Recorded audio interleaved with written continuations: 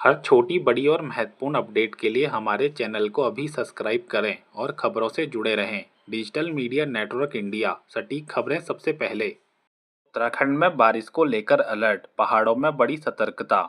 उत्तराखंड में मानसून की सक्रियता के बीच मौसम विभाग ने अगले कुछ दिनों के लिए बारिश को लेकर चेतावनी जारी की है।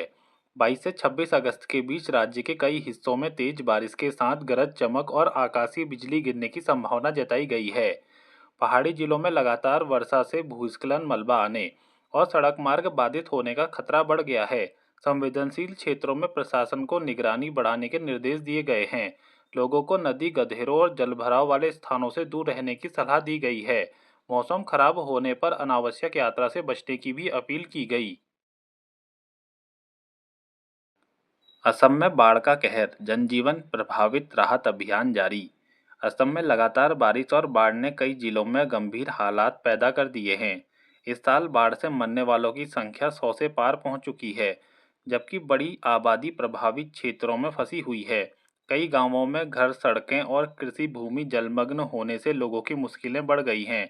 प्रशासन और राहत एजेंसियां प्रभावित परिवारों तक भोजन, पेयजल और जरूरी सामान पहुंचाने में जुटी है। सुरक्षित स्थानों पर पहुंचने के लिए बचाव अभियान भी चलाया जा रहा है।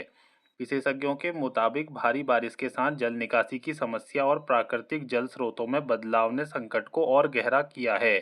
अब दीर्घकालिक बाढ़ प्रबंधन पर जोर है। यमन के तट के पास तेल टैंकर पर कब्जा, 16 भारतीय नाविकों से बड़ी चिंता।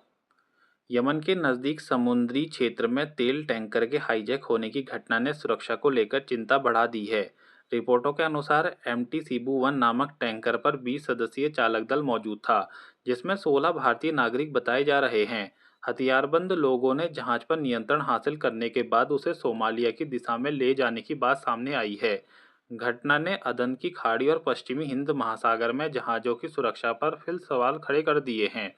इस क्षेत्र में समुद्री डकैती और जहाज़ों पर हमलों का खतरा पहले से बना हुआ है। भारतीय नाविकों की सुरक्षित वापसी अब सबसे बड़ी चिंता है।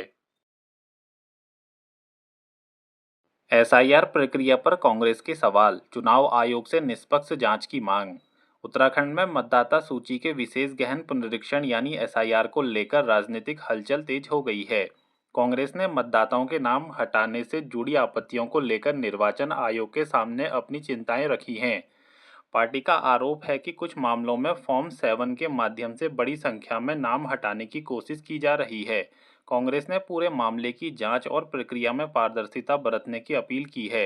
दूसरी ओर निर्वाचन तंत्र का कहना है कि प्राप्त दावों और आपत्तियों की नियमानुसार जांच की जा रही है। एसआईआर को लेकर राजनीतिक दलों के बीच आरोप प्रत्यारोप का दौर आगे भी जारी रहने की आशंका है। विदेशी मुद्रा प्रवाह से रुपये को सहारा, आरबीआई की व्यवस्था बनी मददगार। भारतीय रिजर्व बैंक की विदेशी मुद्रा जुटाने वाली विशेष व्यवस्था से देश को महत्वपूर्ण वित्तीय सहारा मिला है। 21 अगस्त तक इस माध्यम से करीब 72.8 अरब डॉलर की विदेशी मुद्रा भारत में आई है। इसमें एनआरआई जमा, बाहरी वाणिज्य उधारी और विदेशी मुद्रा आधारित अन्य ऋण शामिल हैं। वैश्विक बाजार में अस्थिरता और कच्चे तेल की कीमतों के बीच यह प्रवाह रुपये पर दबाव कम करने में मददगार माना जा रहा है। हालिया कारोबार में भारतीय मुद्रा करीब 95.69 रुपये प्रति डॉलर के स्तर पर रही। सप्ताह के दौरान रुपये में लगभग 0.3% की कमजोरी दर्ज हुई। बाजार विशेषज्ञों की नज़र अब आरबीआई के हस्तक्षेप और आगे होने वाले विदेशी पूंजी प्रवाह पर बनी हुई है। अमेरिका कनाडा के बीच व्यापार तनाव गहराया, टैरिफ बढ़ने से चिंता। अमेरिका और कनाडा के बीच व्यापारिक संबंधों में एक बार फिर तनाव बढ़ता दिखाई दे रहा है। दोनों देशों के बीच व्यापार समझौते को लेकर बातचीत से अपेक्षित समाधान नहीं निकल पाया है। इसके बाद कनाडाई उत्पादों पर अमेरिकी टैरिफ बढ़ने की कार्रवाई ने विवाद को और हवा दे दी है। कुछ वस्तुओं पर शुल्क 50% तक पहुंचने की बात सामने आई है।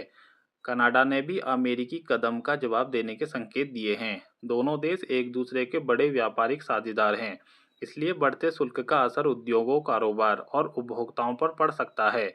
ऊर्जा, विनिर्माण और औद्योगिक क्षेत्र खासतौर पर प्रभावित हो सकते हैं।